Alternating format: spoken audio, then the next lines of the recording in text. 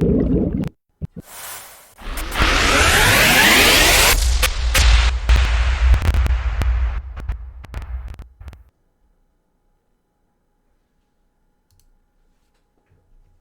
Michelle. Hello, I'm Michelle Ricketts. And, and I'm Martin Ricketts.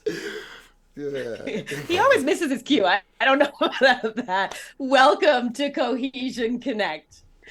The last episode, we discussed voice typing to save time. Today, we're going to be talking about taking back your time from a different perspective. For myself and clients, I look at calendar as an asset, not a liability. Martin, what is your focus for taking back time? Well, we have what we call our prime directives. There's 5 of them. They are the rules that govern everything we do. And today we're going to be talking about taking back time from the efficiency standpoint. The first rule is always be as efficient as possible. So that's what we're going to talk about today. Excellent. And we're going to get into that more in a little bit. But first, I want to say our title for the topic today, it's a little bit of tongue in cheek, as they say, because time management is a myth. We only have 24 hours, right, Martin? Yeah. we can't change any more than 24 hours. However, what you can do is look at your calendar and do time blocking, or as Jay Shetty likes to refer to it, as time boxing. So tell us in the comments how many of you use a to-do list, right? To-do list, you put everything you want on there, it's coming up. Tell us in the comments. Now, Martin, you use a to-do list with your calendar. So tell me more about that. Well, that's right. There's a number of products you can use, obviously. Google Keep is one of those we were using. There's, of course, Notes in the Microsoft product, which I forget the name of right now. What's it called, Michelle? I don't remember any Outlook. either. So Outlook Notes. micro. Outlook. And there's Okay. Apple. And Oh, everybody okay. has a In thing the for email. notes. Right. Right. But Yeah. one of the best things to use for notes is Google Tasks. What I really like about Tasks is it's very specific. It does exactly what it's supposed to do and nothing more. And that's a big deal because most of these programs don't do that. So you can put on a task. It uses voice typing extremely efficiently. It almost never makes a mistake. It synchronizes in real time across devices. Plus, it's integrated into a lot of the other Google products like Google Calendar, Google Mail, and so it allows you to do those things very easily. So using the task list to when you come up with something, it has to be easy to do. I saw this one lady using Microsoft Word for tasks once. Not a good way to do it. How many steps No. you take will determine if you actually do it. So tasks, you can go to your phone, Right. click it once, and start. So it's super efficient to use. Excellent. Yeah. Efficiency is so key. And if you're taking back time, efficiency has to be part of that. There's no point in doing things that are going to take more time, right? So excellent. Using Google Task and being able to use that as a to-do list. And we're going to talk a little bit more about some of these ways that you can take back some time as well. Now, Martin, you have a little nickname for me around efficiencies. What do you call me? Well, you are the queen of calendars, Michelle. I tell you, nobody else uses calendar like Michelle. And this is an issue that gets a lot of discussion. Using task lists versus using calendars. And frankly, until Michelle showed me some of the tactics that she used and talked about time blocking, I didn't really, get it.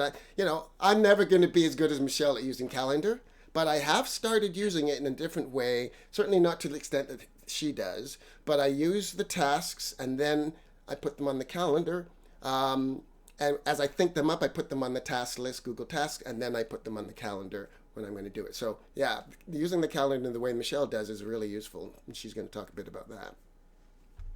Yes, and I was so thrilled I did it. For those of you that know me know I talk about happy dancing. I did a happy dance when my brother started using his calendar more often. But today I'm going to share 3 tips with you for your calendar that you're going to be able to take away and utilize immediately and be able to see some efficiencies taking back some time. So the first one is download Google Calendar. Now I know we just mentioned Outlook. there's some Apple fans out there. No offense, Apple, but Apple, as a recipient of a calendar invite from Apple, it's about the worst invite that you can receive. So if you don't go to the App Store, go to the Play Store, download Google Calendar, and don't use the calendar on your phone. Some people are going to hear me say this and say, but I'm already using Google Calendar. No, you're not. You're using the calendar that came with your phone, which is not the same. And the reason I'm suggesting Google Calendar, and for those of you that have a Gmail account, you've got Calendar already. Just go to the 9 dots, Calendar's there, it's part of your account. So when you use Google Calendar, it has lots of efficiencies, and I won't get into all of them today, but if you want more, you can always reach out to me, DM me, and I'm happy to jump on a call and talk to you more about it, show you more efficiencies. But you can use color, you can add holidays, you can add different time zones so you can see what the time is in there beside the calendar while you're in and setting up a calendar event. There's so many more. Martin, you use a number of these on your calendar as well. Well, one of the best ones is sharing calendars, and there's levels of sharing. But for instance, you might want your assistant to be on the calendar. Google handles calendar better than anyone, and I say that in regards to because people use different calendars. So aggregating stuff from Microsoft and Apple, I think Google does that the best. And so most of the people I know use Google Calendar for that reason. But integrating things on your calendar that you might not have thought of, those are some of the things that Michelle does as well. Certainly sharing calendars is another big feature that we use Calendar for. Absolutely. But it's the integration of these two things that makes the system better. And I actually just talked about that for a second, Michelle, because you can expand on this. But it really does depend on which way you think, because Michelle and I have had conversations about this. She doesn't really use the task list a lot. She just puts stuff on her right to her calendar. She has it to do. She blocks it in the calendar. That's probably the best way to do it, but you have to be pretty disciplined to do that. And Martin, I'm gonna jump into that more. So you're stealing my thunder. Okay, so hold on. You're already going on. You're already going on to tip number 2. But I just want to talk a little bit more about what you were just saying around using the calendar. I literally just spent a couple of hours with a tradesperson who is getting all kinds of opportunities being via text, and people are calling him, and he's going crazy about how do I keep all this straight. He was an amazing student. He literally took things that I was saying about blocking on his calendar, using colors, adding things to his calendar, and amazing. So the next tip, number 2, is what Martin started to talk about, is blocking tasks. So yes, you may have a to-do list like he does, but you also want to be able to understand how much time something is going to take you to do. And so rather than putting everything on a to-do list, if it takes time, if you need to allot time in your day to do it, skip the to-do list, go right to the calendar. Doesn't mean that it's set in stone. You can move it, you can change it around, you can add to the time, you can move it on a different day, but you put it in the calendar and you see all of a sudden, okay, my day is full. I've only got 8, 10, 12 hours, whatever it is, and it's full. So now this has to go to another day. If you're only using the to-do list, then you're not seeing that visibility. What are you going to say, Martin? Well, I agree with what Michelle says. The only thing I would say is most of us aren't as efficient as she is. And so going right to the calendar, for me, that's too many steps, right? Because putting something on the calendar is more steps than putting it on Google Tasks. So when I think of it in the moment, and it really depends on your personality, right? When I think of it in the moment, so what I really want you to do is start putting things on your task list that you think of in the moment, okay? That's easy. And then allocate some time to go then before the day or the day before or in the morning to block it out on the day, just as Michelle says. So it's the 2-step process from my standpoint, because when I think of something, I just want to get it out of my head, and that's why the task list. However, it is more efficient if you went directly to the calendar. So either way, right? It depends on your personality and how you work. But if it's too much for you to just go to the calendar for everything, which it is certainly for me, the most important part is to capture those things to do. But that's only half the step. Then, like Michelle says, you have to block the time out to do it. And what I did find with doing that is it makes you more disciplined. If you have to block out the time and then move it if you don't get done, well, then it really makes you, think about how you manage your time better and what are you doing And are you doing the most important things? So the blocking part, even whether you do it as a two-step process or a one-step process, as Michelle says, both are important. Capturing the stuff and then blocking it out. Absolutely. And it really is about doing what works for you. But I am going to put a challenge out there. For those of you that are so attached to your to-do list, try to skip that step. It's part of it is mental, but it's also, as you get efficient at doing the calendar items, it's just as quick, and you've skipped a step, so it becomes efficient. But as Martin said, start off with whatever works for you, and then gradually get yourself to skipping the calendar, or skipping to the calendar. And you may keep things that are not don't require time, their ideas or their thoughts, keep those on your to-do list, because now I put everything on my calendar. I will say I don't have a to-do list. Queen of calendars. It is, even if it's something I think about, queen of calendar. Even if it's something that I'm thinking about. The other thing I'll do, and I'll give you this tip. I wasn't planning to, but I thought of it today. I'll give you this as well.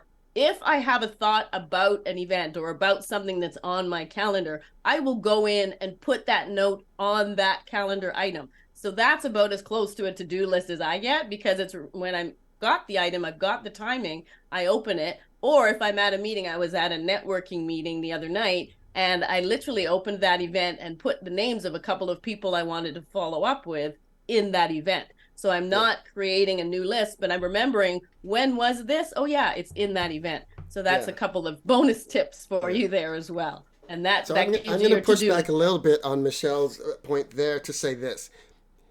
If you're a creative, then it's really important to capture ideas, especially out in the world, right? If I'm running up the stairs to the thing, I'm not going to do the calendar thing, but I am going to put it on the Google Task, because again, it's so easy to do that. I press task, I talk. Yeah. Right, and it types it out. It is exactly. It's whatever works for you. Yeah, for creatives, it really is about capturing those ideas, and they're often in places where you don't really have that much time to think. But again, you want to do both steps. You most certainly want to then take things and block the time to do it, because that is a discipline that requires you to think about your time. And that's the important step. So capturing the things and then blocking time to do them. However you do that, one step or two steps, both those things need to be done. And finally, I'll add to that, you want less is more. So don't have a whole bunch of to-do lists. So I'll have one list for this and one list for that. The best way to do it is to have one list and then maybe a secondary one that's personal, but not a whole bunch of lists, because then you have to remember where you put the thing on what list. It's why Google Tasks is so simple, and they don't have like levels, for instance, or colors, because then once you start introducing all those things, then you simply forget where the thing is. And if you do that, you won't actually use it. And I don't clean up my task list. It's got a whole bunch of I just kind of move stuff to the top a lot, right? If you're more disciplined, maybe you will. But I would really just recommend that you just manage the top 5 things on that list. And don't worry so much about, getting anxiety because you have 50 things on there you haven't done. Just manage the top 5 things. And I won't even go over it, because Martin knows I would manage that a totally different way. I know you would. But he did bring up some great points there. And one of the things I will mention as well, because Martin mentioned you might want to have a personal and a professional, or separate your to-do list, but you don't want lots. You also only want one calendar.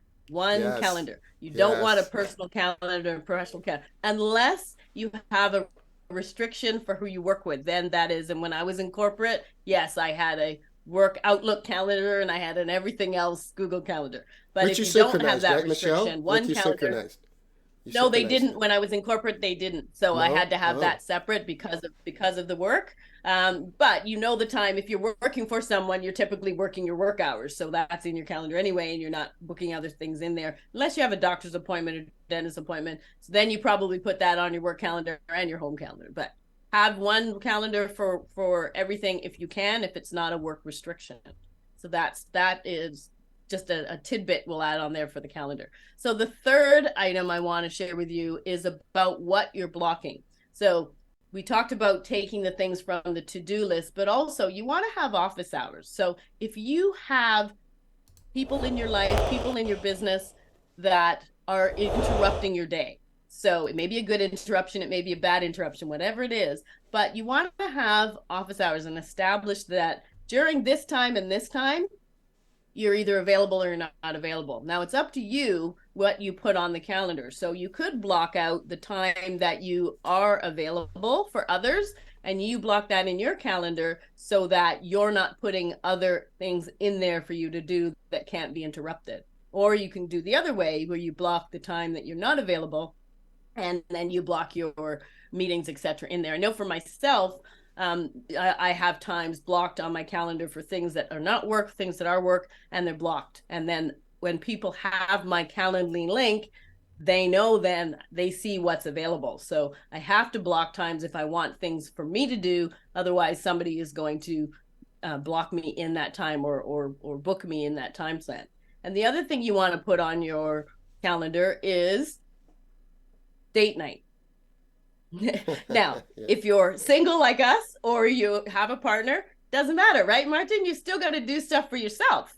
Yeah, yeah, yeah. And actually, you know what? The other thing is putting on stuff like events or parcels you got or something you got sent, because then you can go search back, right? Like, and have evidence. Oh no, you picked that up at this time, or this happened at that time. So yeah, that's another thing. So Yeah. it wasn't actually Well, initially. there's lots of other things. Yeah. There's lots of other things that they put on. I'm only giving them 2 things today. After that, this is a much longer conversation. Remember, I said I spent 2 hours with the tradesman. Yeah. But so I'm giving you just 2 things today to put on your office hours. And I like to say relationship integration. So people talk work-life balance. You're never going to get a balance. Let's be honest. What you want to do is you want to integrate the two so that you have time to do the things you love, as Martin likes to say, but you also have the time to do the things you have to do, and you integrate those with work, life, etc., and they work together. So you may have, I've got meetings here, but I have to pick up the kids, or I have to go to a dentist appointment, and that's in the middle, and then I'm coming back and doing work later. Those integrate. It's not about, a balance. I spent this time working, now I've got it. No, it's not a balance. It's an integration. Right, Martin? You like to talk about it more as do work you love. Just so. Yeah, and the technology, if used correctly, enhances your ability to do that, because it allows you to manage when you're doing things and have more forward guidance, we call it, as to what's going on. So yeah, the more you can use these tools to structure your day, the better. And so earlier you mentioned prime directives. Sorry, so explain that for us. Yeah, well, the prime directives that we developed structure are based in martial thinking, martial arts. I'm a martial artist, can you tell? Black belt in sword and karate and weapons. And so samurai thinking is about efficiency, which is why it's prime directive number 1. It's also nature's prime directive, right? Always be as efficient as possible. The way flowers are designed, the Fibonacci sequence to maximize sunlight. Nature is about efficiency, and so is evolution. So it's a very powerful thing to follow. To take back time, one of the primary tools we use is clipboard history. Is that what you're talking about, Michelle? Oh, yeah, absolutely. Yeah. So we have a lot of tools that do that, but today we're going to talk about clipboards. Now, using a clipboard has a lot of advantages. And a clipboard is simply, when you copy something, it puts it into the clipboard on your computer or on your phone, and you can paste it. That's standard on everyone's system. However, you can add programs and apps that support more than one thing in the clipboard.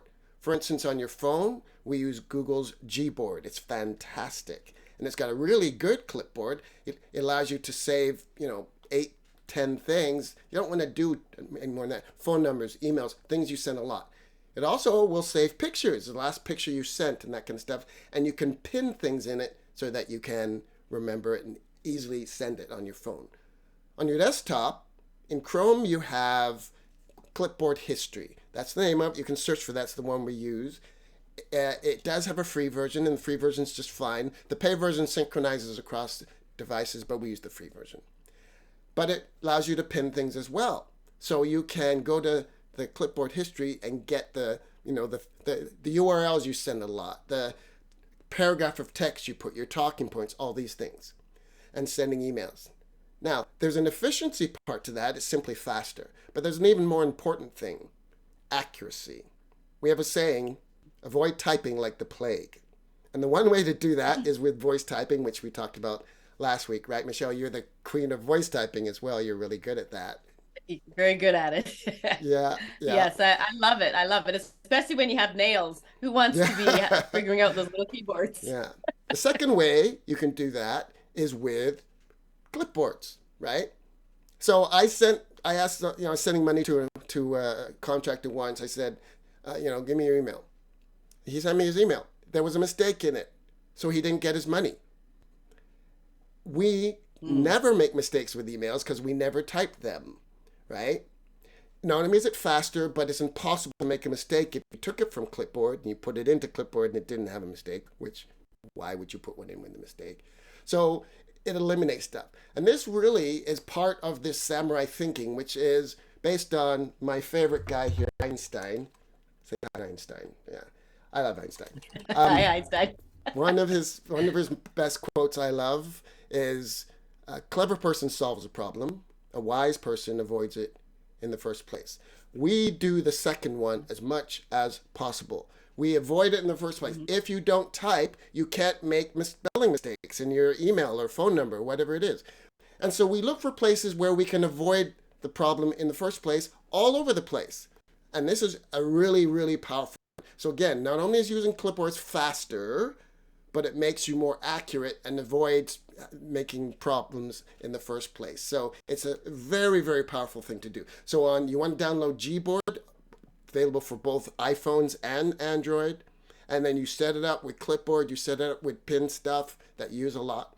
And then on the desktop, you want to either use in Chrome, Clipboard History it's called. You can DM us if you want the specific one.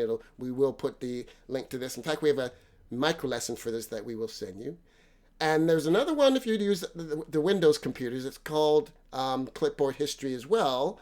And we'll put the link down. But this one is on the keyboard. So we use caps lock because that key's not really used. So it's simply just faster. That's the one I use most of the time. The backup one is the Chrome one. But on the Windows computer, caps lock jumps up with a contextual menu and you get stuff. Plus you can pin like far more stuff in the caps lock one. So there's the three. And all three of them we speak about in this micro lesson. But added to voice type, it's a best way of saving time and avoiding problems in the first place. Yes, excellent. And if you didn't hear the voice type, that was our first episode. Some technical issues with it, but it still gives you the info, so look for that. And yeah, absolutely, Martin. Clipboard History, I love it. I love it. Anytime, we all know every now and then you're using technology and it glitches and it stops. And anytime mine stopped that I'm in the middle of something, like, because I'm it's like reverse Christmas. It.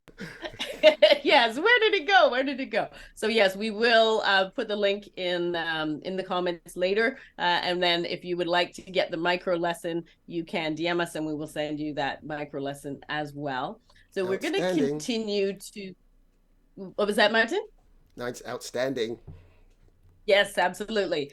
We're going to continue sharing our journey, guiding businesses and business owners. But just before we end, we'll just go through the last three things. So again, from the calendar perspective, download Google Calendar, blocking your tasks from your to-do list, add your office hours and your date night, and make sure whether you're partner or not, it's either for you or for a third party. And then Martin's tips with respect to Clipboard History. What was the other ones, Martin, that you were just talking about? Clipboard history and the three of them that you use. The Chrome one, called it Clipboard History. Gboard on the phone, and on the Windows systems, Clipboard History. We'll have the links for all of those down there so you can. Absolutely, absolutely. Well, we're so thrilled for you to have joined us today. And as you said, we're going to continue sharing our journey of guiding businesses to monetize their story and develop IP and empower 1 million African youth entrepreneurs. So from the twins, Martin Ricketts and Michelle Ricketts, thanks for joining us today. We'll see you again soon. Bye, everybody. See ya. Bye.